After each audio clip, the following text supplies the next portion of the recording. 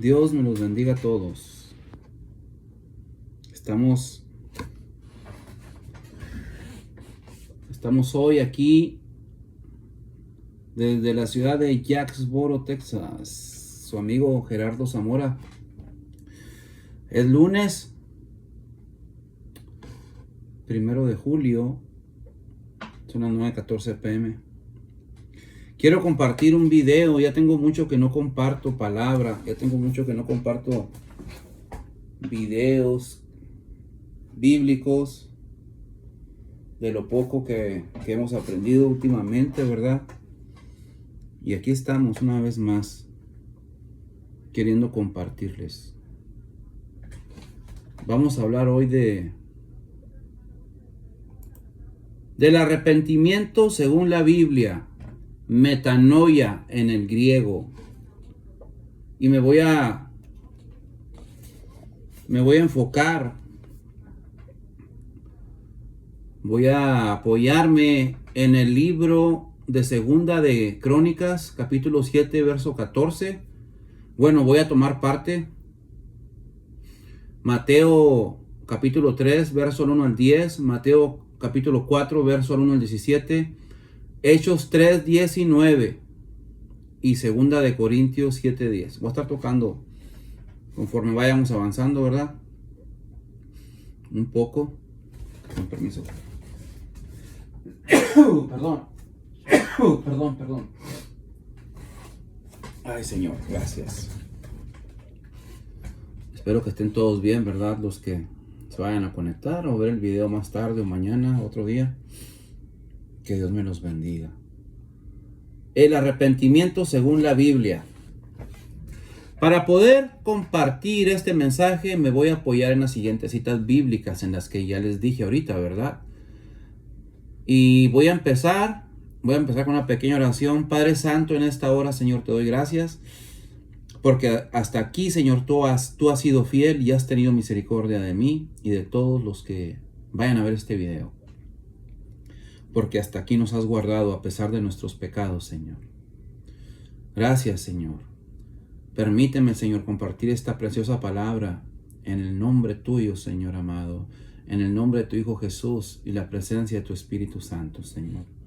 Gracias, Señor. Que sea de gran bendición, Padre, para todos aquellos que vayan a ver este mensaje, Señor. La palabra metanoia es una palabra griega. Y tal vez algunos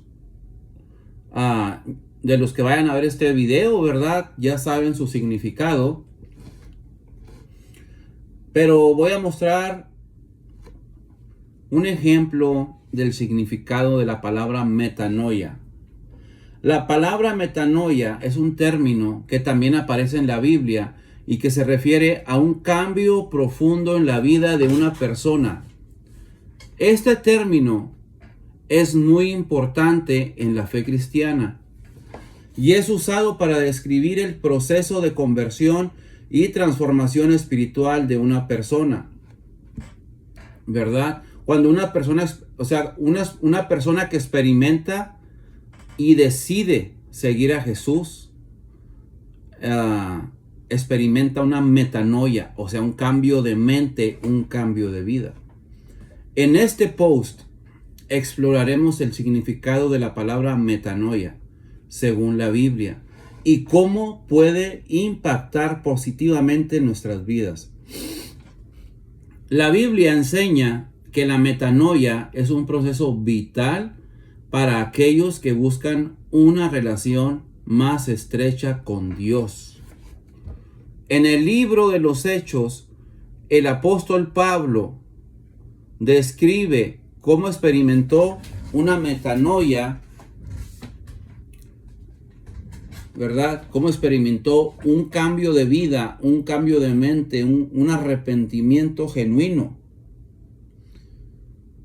El apóstol Pablo, ¿verdad? El libro de los Hechos, capítulo 9, cuando Pablo va a Damasco, correteando a los cristianos para quererlos encarcelar, arrastrar, golpear y si es posible hasta matarlos. Él describe, el libro de los Hechos describe, cómo experimentó el apóstol Pablo una metanoia después de encontrarse con Jesús en el camino a Damasco. Hechos 9. Este encuentro transformador lo llevó a abandonar su antigua vida y dedicarse por completo a la misión de predicar el evangelio. La metanoia es un llamado a seguir los pasos de Pablo y a permitir que Dios cambie nuestras vidas de manera significativa. Recordemos que Pablo dijo: imítenme a mí como yo imito a Cristo. 1 Corintios 11:16. En resumen, el significado de la palabra metanoia, según la Biblia, es un cambio profundo en la vida de una persona, un compromiso auténtico para vivir de acuerdo a los valores y principios de Dios. Este proceso es una invitación a experimentar una transformación espiritual y a vivir una vida más plena y significativa en comunión con nuestro Creador. En otras palabras, la palabra metanoia significa arrepentimiento. Denme un segundo, voy a hacer una pequeña búsqueda y les voy a compartir algo.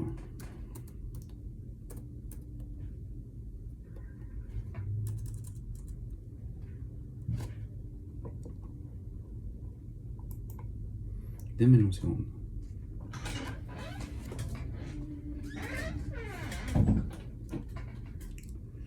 Metanoia es un término que significa cambiar el pensamiento o la mente. Su origen es griego y se refiere a una situación en que se vuelve del camino que se seguía y se toma otra dirección. En el ámbito teológico, la metanoia representa el proceso de arrepentimiento y conversión a una doctrina. En este caso, a Jesucristo y su palabra, ¿verdad? Por causa de su palabra, ¿verdad? En este caso, el cristiano, cuando viene la palabra de Dios, sufre un cambio de mente, un cambio de pensamiento, porque la palabra es muy clara cuando dice que nos apartemos de toda inmundicia, y sabemos que esa palabra viene de Dios y nos hace ir retrocediendo de las cosas que a Él le desagradan, ¿verdad? Para de esa forma nosotros demostrar que realmente somos hijos de Dios. Gloria a Jesús. Gloria a Jesús. Gloria a Dios. Una vez más, les voy a repetir esto. El significado de la palabra metanoia, según la Biblia, es un cambio profundo en la vida de una persona. Un compromiso auténtico para vivir de acuerdo a los valores y principios de Dios. Perdón. Este proceso es una invitación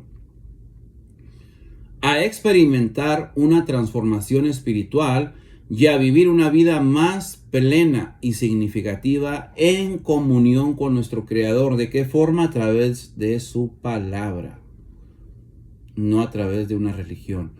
En otras palabras, la palabra metanoia significa arrepentimiento. Voy a compartirles Segunda de Crónicas, capítulo 7. Segunda de Crónicas está en el Antiguo Testamento. La historia del rey Salomón. Dice, lo voy a leer desde el principio. Cuando Salomón acabó de orar, descendió fuego de los cielos y consumió el holocausto y las víctimas. Y la gloria de Jehová llenó la casa, y no podían entrar los sacerdotes en la casa de Jehová, porque la gloria de Jehová había llenado la casa. Cuando vieron todos los hijos de Israel descender el fuego y la gloria de Jehová Dios sobre la casa, se postraron sus rostros en el pavimento y adoraron y alabaron a Jehová diciendo, porque Él es bueno y su misericordia es para siempre. Entonces el rey y todo el pueblo sacrificaron víctimas delante de Jehová, y ofreció el rey Salomón en sacrificio 22,000 bueyes y 120,000 ovejas. Y así dedicaron la casa del Dios, en la casa de Dios, el rey y todo su pueblo. Y los sacerdotes desempeñaban su ministerio, también los levitas, con los instrumentos de música de Jehová, los cuales había hecho el rey David para alabar a Dios. Porque su y ellos cantaban, dice la palabra, porque su misericordia es para siempre. Cuando David alababa por medio de ellos, cantaban, porque su misericordia es para siempre. Asimismo, los sacerdotes tocaban trompetas delante de ellos, y todo Israel estaba en pie. También Salomón consagró la parte central del atrio que estaba delante de la casa de Jehová, por cuanto había ofrecido allí los holocaustos y la grosura de las ofrendas de paz, porque en el altar de bronce que Salomón había hecho no podían caber los holocaustos, las ofrendas y las grosuras. Entonces Salomón hizo fiesta 7 días y con él todo Israel. Una gran congregación desde la entrada, de Amat hasta el arroyo de Egipto. Al 8º día hicieron solemne asamblea, porque habían hecho la dedicación del altar en 7 días y habían celebrado la fiesta solemne por 7 días. Y a los 23 días del mes séptimo envió al pueblo a sus hogares alegres y gozosos de corazón por los beneficios que Jehová había hecho a David y a Salomón y a su pueblo Israel. Terminó pues Salomón la casa de Jehová y la casa del rey y todo lo que Salomón se propuso hacer en la casa de Jehová y en su propia casa. Fue prosperado Salomón. Y apareció Jehová a Salomón de noche y le dijo: yo he oído tu oración y he elegido para mí este lugar por casa de sacrificio. Si yo cerrare los cielos para que no haya lluvia, y si mandare a la langosta que consuma la tierra, o si enviare pestilencia a mi pueblo. Fíjese lo que le está diciendo Dios a Salomón, ¿verdad? Salomón estaba en la cúspide de su ministerio, estaba en lo más, él se estaba disfrutando mucho de todas las bendiciones que Dios le estaba dando, porque Salomón hasta este momento iba caminando bien delante de Dios, iba haciendo todo al pie de la letra. Pero Dios le dice: si yo llego a cerrar los cielos para que no haya lluvia, y si me andare la langosta que consuma la tierra, o si enviare pestilencia a mi pueblo, si se humillare mi pueblo sobre el cual mi nombre es invocado, y oraren y buscaren mi rostro, y se convirtieren de sus malos caminos, entonces yo oiré desde los cielos y perdonaré sus pecados y sanaré su tierra. Desde los cielos yo los perdonaré. Ahora estarán abiertos mis ojos y atentos mis oídos a la oración en este lugar, porque ahora he elegido y santificado esta casa, para que esté en ella mi nombre para siempre, y mis ojos y mi corazón estarán ahí para siempre. Y si tú anduvieres delante de mí como anduvo David tu padre, e hicieres todas las cosas que yo te he mandado, y guardares mis estatutos y mis decretos, yo confirmaré el trono de tu reino, como pacté con David tu padre, diciendo: no te faltará varón que gobierne en Israel. Mas si ustedes, advertencias, os volvieres y dejares mis estatutos y mis mandamientos que he puesto delante de ustedes, y fuereis y sirviereis a dioses ajenos y los adorareis, yo los arrancaré de mi tierra que les he dado, y esta casa que he santificado a mi nombre, yo la arrojaré de mi presencia, y la pondré por burla y por escarnio de todos los pueblos. Y esta casa que es tan excelsa será espanto a todo el que pasare, y dirá: ¿por qué ha hecho así Jehová a esta tierra y a esta casa? Y se responderán: por cuanto dejaron a Jehová su Dios, el Dios de sus padres, que los sacó de la tierra de Egipto, o sea, del mundo, y han abrazado a dioses ajenos, y los adoraron y sirvieron. Por eso Él ha traído todo este mal sobre ellos. Dios le está advirtiendo a Salomón, ¿sabes qué? Todo va muy bien, vas bien hasta ahorita, estás guiando bien al pueblo, construiste un templo precioso para que mi espíritu more ahí, para que vayan a orar ahí y hacer servicios delante de mi presencia. Todo va bien, Salomón. Pero si yo cierro las ventanas de los cielos, si yo envío plagas a los plantíos, si yo destruyo todas sus posesiones, tienes esta opción. Si oraren y si humillaren el pueblo, el cual invoca mi nombre, ahí está.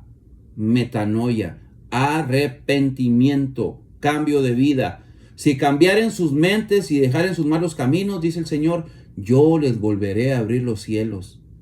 Las ventanas de los cielos, las bendiciones volverán a caer sobre ustedes, ¿verdad? Pero tienen que arrepentirse de sus pecados. Eso es lo que Dios les está diciendo al pueblo de Israel en aquel tiempo. Vamos a seguir compartiendo. Estamos en esta palabra, este pequeño estudio, esta pequeña predicación, como usted lo quiera llamar, que se llama el arrepentimiento según la Biblia. Un cambio de vida, un cambio de mente, metanoia en el griego, ¿verdad? Sufrir una metamorfosis, Gloria a Dios. Deme un segundo, por favor.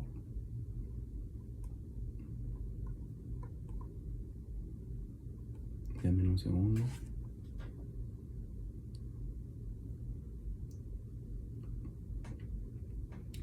En este pasaje que acabo de leer, perdón. En este pasaje que acabo de leer, en Segunda de Crónicas, capítulo 7,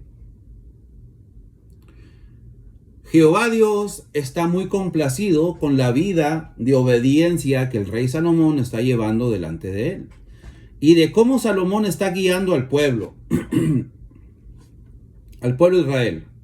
Pero también Dios le está advirtiendo de los peligros que puede enfrentar al dejar sus ordenanzas o torcerlas, como muchos hacen en estos días. Pero Dios en su misericordia le dice a Salomón, si ustedes me llegasen a fallar, arrepiéntanse, ahí está la palabra, metanoia, cambien de vida y humíllense para que yo calme mi ira y los cielos de misericordia se abran a favor de ustedes. Pero desgraciadamente, el pueblo de Israel nunca se quiso enderezar delante de Dios. Y los que estudiamos la Biblia sabemos que lo que Jehová Dios les advirtió se cumplió al pie de la letra. Porque hasta el templo fue demolido, fue devastado y no dejaron piedra sobre piedra. Y el pueblo de Israel fue esparcido por todas las naciones como esclavos. Por eso ahorita hay muchos judíos alrededor de todo el mundo. Porque en el año 70... después de Cristo, cuando Cristo les profetizó que no iba a quedar piedra sobre piedra, en el año 70 llegó el emperador Tito Doniciano, hijo del general Vespasiano, a Jerusalén y la barrieron toda, la incendiaron y destruyeron todas las construcciones que había, templos, edificios, negocios, casas, barrieron con todo y dejaron lo que ahora conocemos como el muro de los lamentos. Desobedecieron a Dios, desobedecieron a Jesús, no creyeron en Él. Hasta el día de hoy, la mayoría de los judíos no creen que Jesús es su Salvador, como el de nosotros también. Pero hay una profecía para ellos, que dice que un día ellos mirarán al que traspasaron y llorarán como se llora por hijo unigénito. Dios tiene un plan para Israel, ¿verdad? Entonces Dios le advirtió a Salomón. Anduvieron un tiempo muy bien. Hicieron todo lo contrario que Dios les dijo. Pero Dios les dijo, si se humillaren, si se arrepintieren, yo voy a abrir las ventanas de los cielos de nuevo para ustedes, ¿verdad? Ahora en nuestro Señor Jesucristo, para que reciban la salvación. Vamos a pasar a al libro de Mateo, Evangelio de Mateo en el Nuevo Testamento, el primer libro del Nuevo Testamento, Mateo capítulo 3. Se los voy a compartir. Mateo capítulo 3 del 1 al 10 habla de Juan el Bautista. Y aquí lo que estamos buscando, queriendo demostrar, ¿verdad?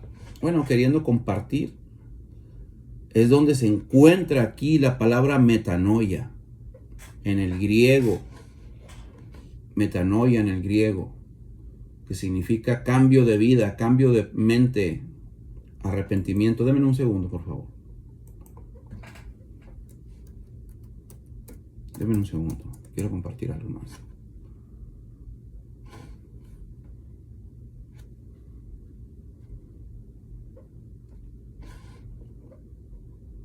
Un segundo. Gloria a Dios.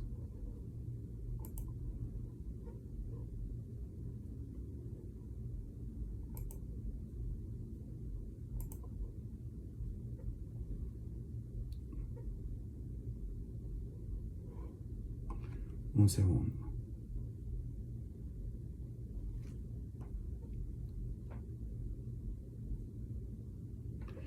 Metanoia, quiero darles el significado. Se compone de dos palabras. Más allá, meta, más allá, y nous, de la mente. Es un enunciado retórico y teológico. Su significado literal griego denota una situación en que un trayecto ha tenido que volverse del camino en que se andaba y tomar otra dirección, ¿verdad? Para que quede más explícito. La Biblia nos lo traduce a nosotros como arrepentimiento, cambio de vida, cambio de vida. Un cambio de mente a la salvación, al camino, a la vida eterna, que nos lleva al camino de la vida eterna, que es la palabra de Dios, ¿verdad? Mateo 3 del 1 al 10. Mateo 3 del 1 al 10. Juan el Bautista, que no se tentaba el corazón para predicar. Dice, Mateo 3, se lo voy a leer en una nueva traducción viviente. En esos días Juan el Bautista llegó al desierto de Judea y comenzó a predicar, dice, su mensaje era el siguiente: arrepiéntanse, ahí está, cambien de vida, cambien de rumbo, cambien de mente, según la palabra. Aquí se trata de cambiar de vida, cambiar de mente, de pensamientos, de corazón, pero según la palabra de Dios y no según otras disciplinas académicas. Arrepiéntanse de sus pecados y vuelvan a Dios. Ahí está la respuesta en el contexto. Porque el reino de los cielos ya se acerca. El profeta Isaías se refería a Juan, o sea que el profeta Isaías, 750 años antes, profetizó de Juan el Bautista y también de Jesús. Y el profeta Isaías decía: es una voz que clama en el desierto, preparen el camino para la venida del Señor, ábranle el camino. Y luego sigue diciendo: Juan usaba ropa tejida con pelo rústico de camello y llevaba puesto un cinturón de cuero alrededor de la cintura. Se alimentaba con langostas, o sea, como con chapulines, y miel silvestre. Gente de Jerusalén y de toda Judea y de todo el valle del Jordán salía para ver y a escuchar a Juan. Y cuando confesaban sus pecados, él los bautizaba en el río Jordán. Cuando Juan vio que muchos fariseos y saduceos venían a mirarlo bautizar, los enfrentó. Camada de víboras, exclamó, ¿quién les advirtió que huyeran de la ira que se acerca? Demuestren con su forma de vivir, eso también es para nosotros, que se han arrepentido, que han sufrido una metanoia, en otras palabras, que se han arrepentido de sus pecados y han vuelto a Dios. No se digan simplemente el uno del otro, somos salvos porque somos descendientes de Abraham. Y voy a hacer un paréntesis aquí. Mucha gente dice, somos salvos porque tengo mi religión. Si tú crees en lo que tú crees y yo creo en lo que yo creo, los dos estamos bien y los dos vamos a un día estar con Dios. Mentiras. Demuestren con su forma, dice Juan el Bautista, de vivir, que se han arrepentido de sus pecados y han vuelto a Dios. No se digan simplemente el uno al otro, estamos a salvo porque somos descendientes de Abraham. Somos salvos porque somos del Papa o del otro, o cristianos. No. Demuestren con su forma de vivir que se han arrepentido de sus pecados y han vuelto a Dios. ¿Verdad? Sigue diciendo Juan, eso no significa nada, porque le digo que Dios puede crear hijos de Abraham de estas piedras. Ahora mismo el hacha del juicio de Dios está lista para cortar las raíces de los árboles. Así que todo árbol que no produzca buenos frutos será cortado y arrojado al fuego. ¿Verdad? Fíjense todo lo que acabo de leer de cómo Juan el Bautista a los mismos sacerdotes que profesaban tener la verdad, les decía, no, ustedes piensan que porque tienen una religión, se visten muy bonito, hablan muy bonito, son salvos. Arrepiéntanse. Iban a ver a Juan cuando bautizaba a la gente, ¿verdad? La gente escuchaba el mensaje de Juan, se arrepentía de sus pecados y Juan los bautizaba. Gloria a Dios por eso, ¿verdad?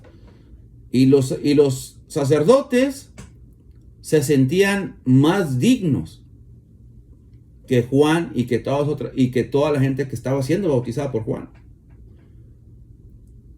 Pero ellos no se habían arrepentido de sus pecados.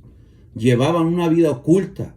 Eran tranzas, estaban de acuerdo con los gobiernos, se dejaban manipular por el gobierno, tenían la doctrina bien manipulada, se metían con las viudas, hacían un desastre, ¿verdad? Como hasta ahora, hasta hoy en día se ven las religiones.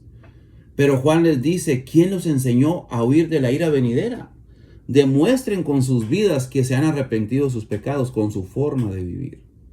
Juan el Bautista era hijo del sacerdote Zacarías y de Elizabeth, la prima de María, por lo cual Juan el Bautista pudo haber gozado de grandes privilegios, pero no fue así, porque Dios lo llevó a una vida de preparación al desierto, porque su ministerio fue muy rústico, cortante y tajante, al igual que su predicación, porque era necesario que Juan le predicara a los reyes y sacerdotes, exponiéndoles sus pecados públicamente y llamándolos al arrepentimiento, o sea, a una metanoia. En otras palabras, a un cambio de vida y abandonar sus pecados. Se dice que el predicador John Wesley, que existió en los años de 1703 en adelante, que predicó un día en los barrios ricos de una ciudad muy conocida en Francia, y les predicó el mismo mensaje de Juan el Bautista, el de raza de víboras, les predicaba John Wesley en Francia. ¿Quién los enseñó a huir de la ira venidera? Y se dice que una señora copetona, muy enjollada, de mucho prestigio, de mucho caché, se acercó a John Wesley, al predicador, y le dijo, Señor Wesley, ese mensaje, ¿por qué mejor no lo predicó al sur de la ciudad? Allá donde viven los pobres, los malvivientes, los viciosos. Y John Wesley le contestó a la señora, a ellos yo les predicaría, vengan a mí todos los que estén cansados y trabajados, y yo los haré descansar. Y replicó Wesley, pero ustedes están igual que los fariseos y sacerdotes hipócritas. Muy bonito todo por fuera, pero por dentro son sepulcros llenos de huesos secos. John Wesley, al igual que Juan el Bautista, quiso llevar a esta gente al arrepentimiento y mostrarles un cristianismo diferente y no de apariencias. Veamos ahora a Mateo capítulo 4. Acuérdense que leímos Mateo capítulo 3. Mateo capítulo 3 finaliza con el bautismo de Jesús. Juan lo bautiza. Mateo capítulo 4 empieza que Jesús, al salir de las aguas del bautismo, es llevado por el mismo Dios, por el Espíritu Santo, al desierto para ser tentado por el diablo. Y después de haber ayunado 40 días y 40 noches, tuvo hambre. Y vino a él el tentador y le dijo: si eres hijo de Dios, di que estas piedras se conviertan en pan. Jesús respondió y dijo, Jesús le respondía con la Biblia: escrito está, no solo de pan vivirá el hombre, sino de toda palabra que sale de la boca de Dios. Entonces el diablo le llevó a la santa ciudad, o sea, Jerusalén, y lo puso sobre el pináculo del templo, o sea, en el lugar más alto del templo, y le dijo: si eres hijo de Dios, échate abajo, porque escrito está. Ahora el diablo también sabe la Biblia. Le contestó ahora le hizo lo tentó con la palabra. A sus ángeles mandará cerca de ti. La estaba torciendo. El diablo tuerce la Biblia, igual que las religiones que no son bíblicas. Dice, escrito está, a sus ángeles mandará acerca de ti. En sus manos te sostendrán para que no tropieces con tu pie en piedra. Quiero hacer un paréntesis. El diablo le está recitando el Salmo 91. Todos aquellos que les gusta vivir como el anticristo y que comparten el Salmo 91 en el Facebook y esas cosas, acuérdense que el diablo también se lo sabe. No lo van a espantar con eso. No lo van a espantar con el Salmo 91. No lo van a espantar. El que habita el abrigo del Altísimo morará bajo la sombra del Omnipotente. Tienes que habitar al abrigo del Altísimo. ¿Cómo? Lo acabo de leer, como dijo Juan el Bautista, Mateo capítulo 3. Demuestren que han cambiado con su forma de vivir. El diablo también se sabe el Salmo 90, el de la protección de Dios, y se lo dijo a Jesús.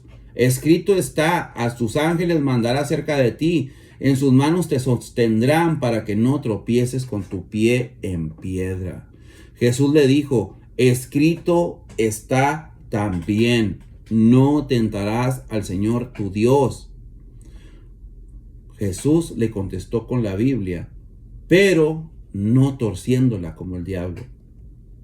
Jesús le sacó la espada del Espíritu, la espada de la palabra. Otra vez el diablo lo llevó a un monte muy alto y le mostró a todos los reinos del mundo y la gloria de ellos y le dijo, todo esto te daré si postrado me adorares. Le mostró Las Vegas, le mostró Cancún, le mostró Dubái, le mostró allá Australia, los lugares muy hermosos que hay en el mar, allá en las playas de Australia, unas zonas coralíficas enormes. Le mostró París, la Torre Eiffel, allá en Japón. Le mostró también el Times Square de Nueva York. Todo le mostró, porque el diablo es el dueño de todo. Así dice la Biblia, no lo digo yo. Aquí se lo está dando a Jesús. Todo esto te daré si postrado me adorares. Entonces Jesús le dijo, vete Satanás, porque escrito está, al Señor tu Dios adorarás y a Él solo servirás. El diablo entonces le dejó y he aquí venían ángeles y servían a Jesús. Acordémonos que Jesús salió de las aguas bautismales, Mateo capítulo 3, lo acabamos de leer. Mateo capítulo 4, que estoy leyendo ahorita, al salir de las aguas del bautismo del río Jordán, Dios lo lleva al desierto para prepararlo, porque el ministerio de Jesús iba a estar pesado, no iba a ser nada fácil. No iba a ser como tu ministerio y como mi ministerio, ¿verdad? Dios llevó a Jesús al desierto. Dios llevó a Jesús al desierto. El capítulo 3 de Mateo, que acabamos de leer con lo de Juan el Bautista, termina con el bautismo de Jesús. Y este capítulo 4 de Jesús, que sale de las aguas del bautismo, ¿verdad? El capítulo 4 empieza que el mismo Dios lleva a Jesús al desierto para preparar su ministerio. Al igual que Juan, Dios también llevó a Jesús al desierto. Y Dios también tendrá que llevarnos por desiertos también a nosotros, si es que realmente somos sus hijos, para probarnos y prepararnos para nuestro peregrinar en este mundo hostil y pecador. ¿Verdad? Todavía no acabo de leer, estoy leyendo, voy a leer otra parte de Mateo capítulo 4. Y quiero recalcar que Juan el Bautista era hijo del sacerdote Zacarías y de Elizabeth, la prima de María. Juan el Bautista, como era hijo de un sacerdote, ellos vivían una vida de mucho prestigio, gozaban de una vida, ¿verdad?, abundante, económica, se rozaban con la sociedad, con la alta sociedad. Su papá era un gran sacerdote, muy conocido. Conocían a la política de ese tiempo, ¿verdad?, que estaba gobernada Jerusalén por los césares romanos. Y de una u otra forma los sacerdotes judíos en ese tiempo pues gozaban de grandes privilegios por ser sacerdotes. Entonces Juan gozaba de muchos privilegios, pero él dejó todo. No fue así, porque Dios lo llevó a una vida de preparación en el desierto, porque su ministerio fue muy rústico, muy fuerte, muy peligroso, porque por decirle la verdad a Herodes, que estaba adulterando, fornicando, tenía a la esposa de su hermano de amante, y Herodes y Juan el Bautista le dijo: no te es lícito tener la mujer de tu hermana. Tienes que esperar a que él muera para que Dios pueda probar eso. Y a él no le importó, y la mujer se encendió en ira. Y la hija de esta mujer le dijo a Herodes: quiero que me regales la cabeza de Juan. Por lo que Juan le dijo a Herodes y a esa mujer, ¿verdad?, públicamente: arrepiéntanse, dejen ese estilo de vida. Entonces la vida de Juan fue algo muy fuerte, una vida, un ministerio muy fuerte, muy poderoso. El mismo Jesús dijo: hijos nacidos de mujer, todo hijo de nacido de mujer, nadie es más grande que Juan. No hay ningún profeta más grande que Juan.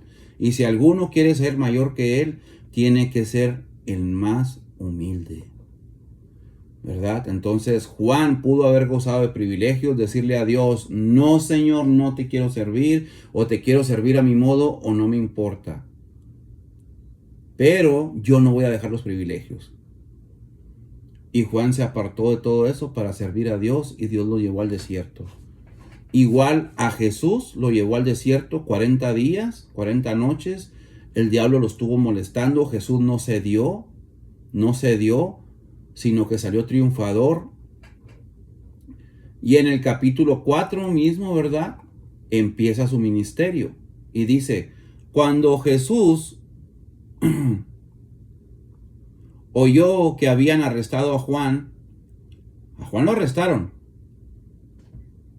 Cuando Jesús oyó que habían arrestado a Juan, salió de Judea y regresó a Galilea. Primero fue a Nazaret, luego salió de allí y siguió hasta Capernaum, junto al mar de Galilea, en la región de Zabulón y de Neftalí. Así se cumplió lo que Dios dijo por medio del profeta Isaías. Recordemos que hace rato dije que el profeta Isaías profetizó de Juan y profetizó de Jesús 750 años antes. En la tierra de Zabulón, dijo el profeta Isaías, vio en visión, y se cumplió en los tiempos de Jesús. En la tierra de Zabulón y tierra de Neftalí, junto al mar, más allá del río Jordán, en Galilea, donde viven tantos gentiles, o sea, paganos, gente perversa que no quiere saber nada de Dios. Es lo que significa la palabra gentil. Dice: la gente que estaba en la oscuridad ha visto gran luz, y para aquellos que vivían en la tierra donde la muerte arroja su sombra, ha brillado una luz. Queriendo decir el profeta Isaías que Jesús iba a iniciar su ministerio en la región de Zabulón y Neftalí, en Galilea de los gentiles, de los paganos. Ahí inició su ministerio Jesús. Y cuando Jesús les empezó a predicar la palabra, esa gente abrió sus ojos, vio gran luz.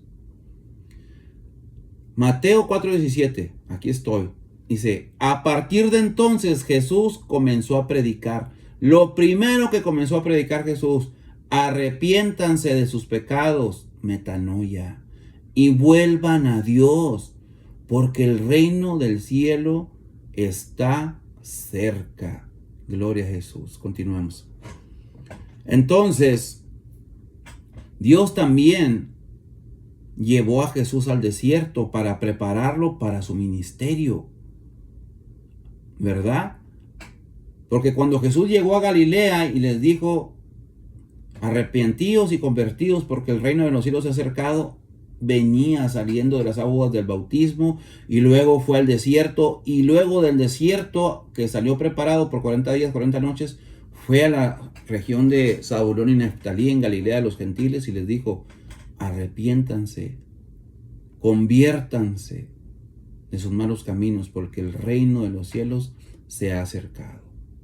Al igual que Juan, Dios también llevó a Jesús al desierto, y Dios también nos tendrá que llevar por desiertos a nosotros, si es que realmente somos sus hijos, para probarnos y prepararnos para nuestro peregrinar en este mundo hostil y pecador. ¿Por qué digo esto? Porque este mundo no le interesa nada de Dios. Sí, quieren un Dios, creen en un Dios, pero un Dios que ellos mismos se crearon desde hace miles de años. Un Jesús que no habla, un Jesús que no exhorta, un Jesús que le prenden una vela y le cuelgan un escapulario y una persinadita y vámonos. Pero vuelvo y repito, Juan el Bautista le dijo a los sacerdotes y a los fariseos, demuestren que realmente Dios está en ustedes con su forma de vivir, no porque te echas agüita bendita, no porque te echas una persinadita, no porque traes una estampita de San Jacinto. No, con tu forma de vivir, con tu diario vivir, cómo piensas, cómo hablas, cómo te conduces en esta vida, qué hay en tu corazón, ¿verdad? Entonces el Señor también quiere prepararnos a nosotros para poder soportar todas las cosas que hemos visto y que se están viendo y que vamos a ver, peor aún, ¿verdad? El otro día andaba en Denton, andaba en una avenida donde hay muchas tiendas, shopping center, un pequeño mall. Esa avenida está muy grande, son varias millas, algunas 4 o 5 millas se podría decir, tal vez 3, de 3 a 5 millas, no exactamente, pero sí está, para mí se me hace muy grande. Es la tercera vez que yo ando por ahí y anduve recorriendo muchos parqueaderos así en tiendas y todo. Y pues aparentemente se mira como es como para gente de dinerillo, ¿verdad? Esa área. Pero hay una influencia horrible y terrible, una influencia espiritual que no viene de Dios.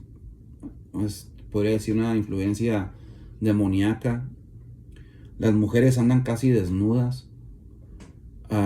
Miras una mujer con otra agarrada de la mano, hombres con hombres, hay mucha influencia de la ideología de género. Incluso me metí a una tienda y ahí adentro miré, me di cuenta que era una tienda de lesbianas.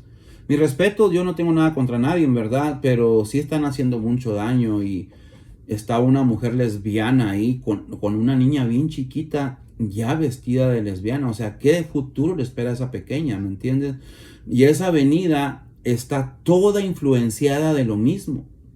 Yo decía, Señor, dame fuerzas, Padre, dame fuerzas, porque las mujeres andan aquí muy mal vestidas, exageradamente, ya prácticamente parecían shorts de mezclilla, bikinis de mezclilla en vez de short, muy descubiertas de la parte de arriba también, sin ningún temor a Dios. O sea, ya no tienen ningún pudor, cuando se agachan a recoger algo, no sienten nada, no tienen ningún temor de Dios. Yo le decía, Señor, ¿qué es todo esto, Padre? ¿En qué va a acabar todo esto, Señor? Esto está tremendo. Ayúdanos, Jesús. Pero tengo que refugiarme en su palabra. Todo esto tiene su fin. Porque el hombre, el ser humano, no queremos entender, ¿verdad? Yo le doy gracias a Dios porque me ha abierto los ojos. Ya no quiero participar de nada de eso. Pero estamos en tiempos bien peligrosos. Ya no hay respeto, ya no hay vergüenza, ya no hay pudor. Y todo esto se está metiendo a las filas del cristianismo también. Por lo cual, hermanos, yo les digo, Cristo viene pronto, pronto, pronto. Esto ya está llegando al olfato de Dios, como en los días de Sodoma y Gomorra, que Dios se asqueó de su pecado. Ellos mismos cerraron sus corazones y no quisieron saber nada. Quisieron violar hasta los mismos. Vieron a los ángeles y los quisieron violar, a los ángeles que fueron a rescatar a Lot de Sodoma. Desde el más chico hasta el más grande. Esto ya está casi llegando al mismo punto de esos días. Yo de veras, con todo mi corazón, les digo que busquemos a Dios. En este mundo ya no tiene mucho que ofrecernos, la verdad. Y nosotros no podemos acabar con el pecado. Lo único que podemos hacer es predicarle, compartirle a aquellas personas que ponen nuestras vidas, ¿verdad? Y si ellos quieren obedecer, y si no quieren obedecer, lo único que nos resta es orar por ellos para que Dios tenga misericordia. Una religión no nos va a salvar. Un mono de yeso, un mono de cera, un mono, una vela, un escapulario, un litro de agua bendita no nos va a salvar. Lo único que nos va a salvar es Jesús. María no tiene poder para salvar, por más que el Vaticano siga queriéndole mentir a su pueblo. No hay salvación en María. El único que hay salvación es en Jesús. Nada más. Mis amados, todos los que me estén viendo, ¿verdad? O los que van a ver este video, lo único que les puedo decir, lean la Biblia y léanla con todo su corazón. Acérquense a un lugar donde les muestren la palabra de Dios, ¿verdad? El libro de Oseas, en Oseas 2:14, el profeta Oseas en el Antiguo Testamento, Dios le dice a Oseas, dice, porque Oseas estaba como triste, decepcionado, de todas las cosas que él estaba viendo también, ¿verdad? En el pueblo de Israel. Y Dios le dice, pero, Oseas 2:14, pero he aquí, yo la atraeré, o sea, al pueblo de Israel, y la llevaré al desierto y hablaré a su corazón. En otra traducción dice, yo la traeré a mí y haré que se vuelva a enamorar de mí en el desierto y ahí hablaré a su corazón. O sea que Dios tenía que llevar al pueblo de Israel al desierto para poder trabajar con ellos, porque andaban muy mal. Y ahí Dios les iba a hablar a su corazón y ellos iban a convertir de nuevo al Dios de Israel, que es al Dios al que yo estoy sirviendo. Veamos, mis hermanos, una vez más, que Jesús comenzó su ministerio con la predicación del arrepentimiento, o sea, metanoia. En el mundo nos pinta a un Cristo emocional y pura ternurita, un Cristo que no exhorta y que no redarguye, que no reprende.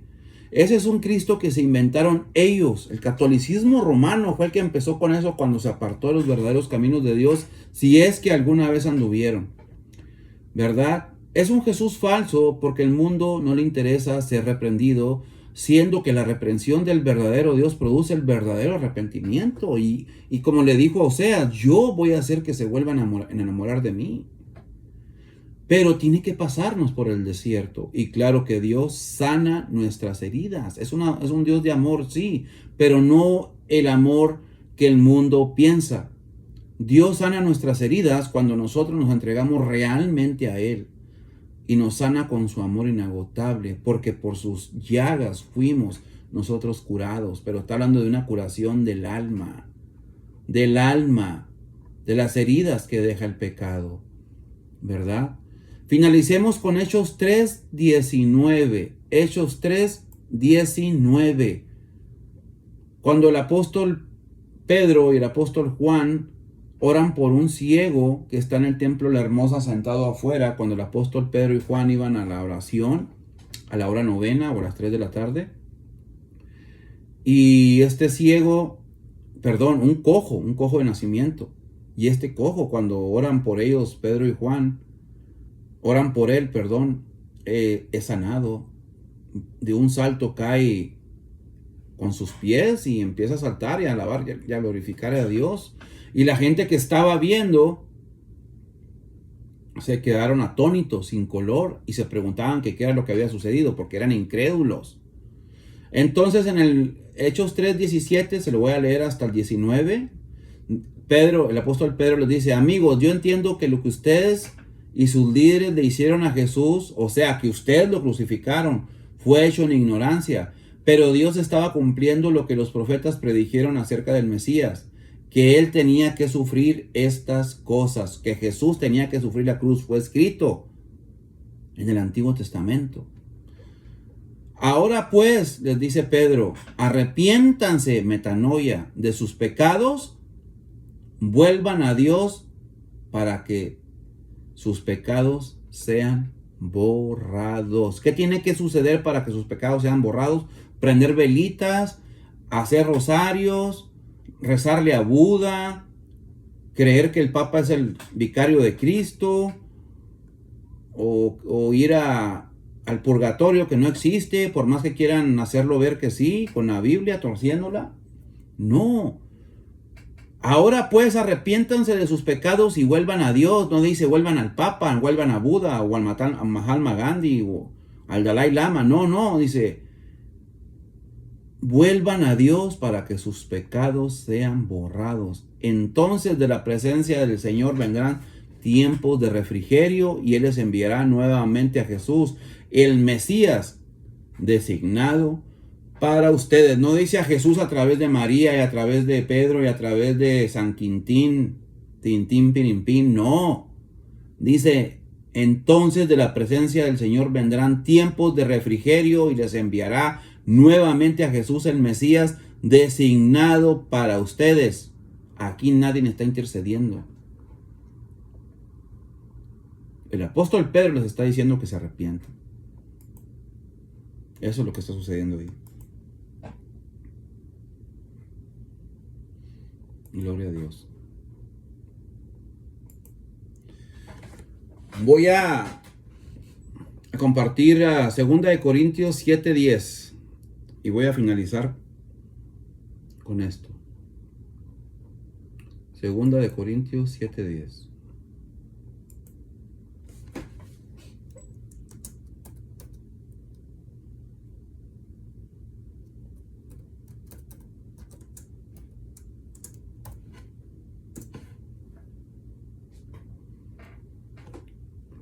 El apóstol Pablo hablando al pueblo de los Corintios. Dice 2 Corintios 7:10. Acabo de leerles Hechos 3, verso 19, donde el apóstol Pablo dice: arrepiéntanse, metanoia, cambio de mente, cambio de vida a una vida santa, agradable a Dios. 2 Corintios capítulo 7, verso 10, el apóstol Pablo le habla al pueblo que está en Corinto. Y les dice: porque la tristeza que es según Dios produce arrepentimiento para salvación. Arrepentimiento, ¿verdad? Porque ¿cuál tristeza? Muchas veces nos sentimos afligidos, muchas veces nos sentimos, tenemos ataques de parte del enemigo, pudiendo usar a nuestros compañeros de trabajo, a nuestros familiares, una enfermedad, algo que quiera venir a perturbar nuestra vida, ¿verdad? Pero sabemos que hay un Dios que nos ofrece la salvación y la vida eterna por medio de Jesús su Hijo, ¿verdad? Entonces, esta tristeza, cuando Dios nos saca de ahí, podemos decir: gracias, Dios. Gracias, porque sé que un día, como dice tu palabra, estaremos delante de tu presencia y ya no habrá enfermedad, ya no habrá lloro, ya no habrá lamento, ya no habrá sufrimiento, porque por tus llagas fuimos curados, ¿verdad? En la vida eterna ya no va a existir nada de eso. Dice: porque la tristeza que es según Dios produce arrepentimiento para salvación. Y de esa tristeza que produce arrepentimiento para salvación, no hay que arrepentirse. Al contrario, se goza uno, dice. Pero la tristeza del mundo produce muerte. Pero la tristeza del mundo produce muerte. Porque el mundo, por más alegre que se vea, que ya sean ricos, pobres, media clase, que les vaya bien, o como les vaya, ¿verdad? Tarde que temprano un día van a empezar a sufrir, se van a enfermar, al igual que nosotros los cristianos. Van a caer en cama. Tal vez el doctor les diga, ¿verdad?, que es lo más probable. Pues ¿sabes qué? Te quedan tantos días de vida. Y la persona va a empezar a sufrir, no tiene a Cristo, se va a empezar a preocupar, ¿a dónde voy? ¿A dónde va mi alma? Y mueren con miedo. Y si no tenía realmente a Cristo en su corazón, si esta persona no vivió para Dios, hermanos, no va a ir a la presencia de Dios, va a ir al infierno, ¿verdad? Segunda de Corintios capítulo 7, verso 10 en la Nueva Traducción Viviente. Dice, pues la clase de tristeza que Dios desea que suframos nos aleja del pecado y trae como resultado salvación. Muchas veces somos afligidos por lo que yo les contaba ahorita. Porque cuando uno ya tiene el Espíritu Santo dentro, ¿verdad? Por la relación que uno tiene con Cristo. Cuando empiezas a ver la vida de pecado que lleva la gente, le dices, Señor, gracias porque yo participaba de todo eso y tú me sacaste de ahí.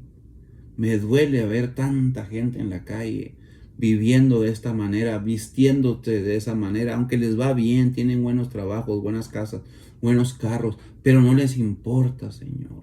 No les importa nada de ti. Creen en un Jesús, creen en un Dios, pero no eres tú, Señor. Porque cuando alguien cree realmente, tú cambias su vida. Y nos da mucha tristeza ver todo lo que el mundo hace. Ahora quieren educar a los niños para que sean niñas y a las niñas para que sean niños y de esa manera ir ganando terreno. Si el homosexualismo viniera de Dios, no tuvieran que hacer nada ilícito para que hubiera más homosexuales.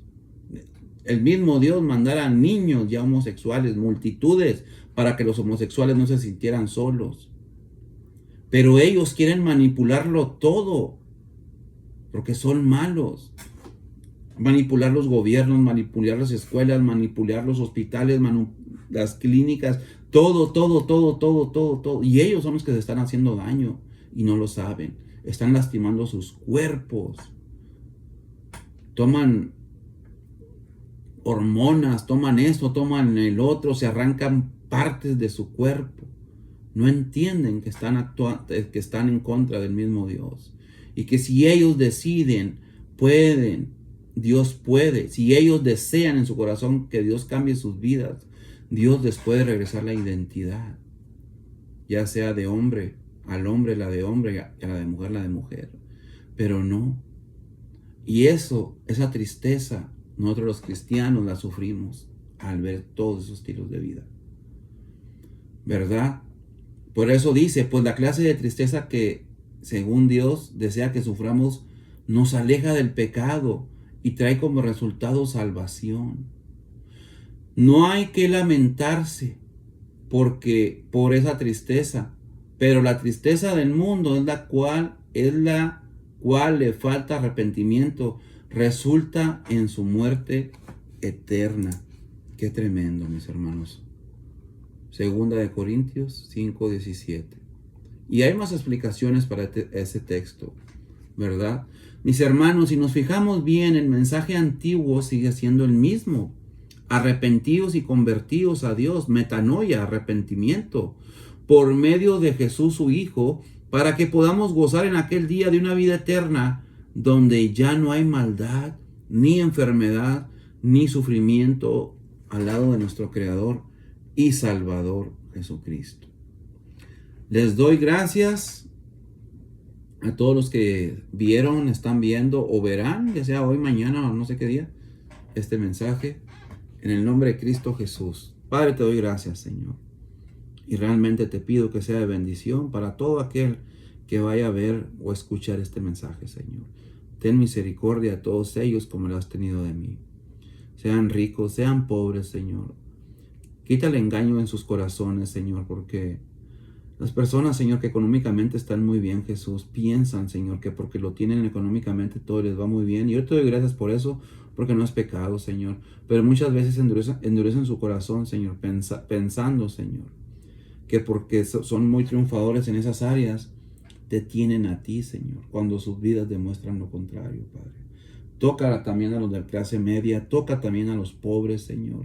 Toca a todo aquel, Señor, que su corazón sea buena tierra, para que esta semilla, Señor, que ha sido derramada, Señor, haga fruto, Señor. Produzca un fruto al 100 por 1, Padre. Ten misericordia a todos nosotros, Señor, y te doy gracias. En el nombre de tu Hijo amado, Señor. Amén.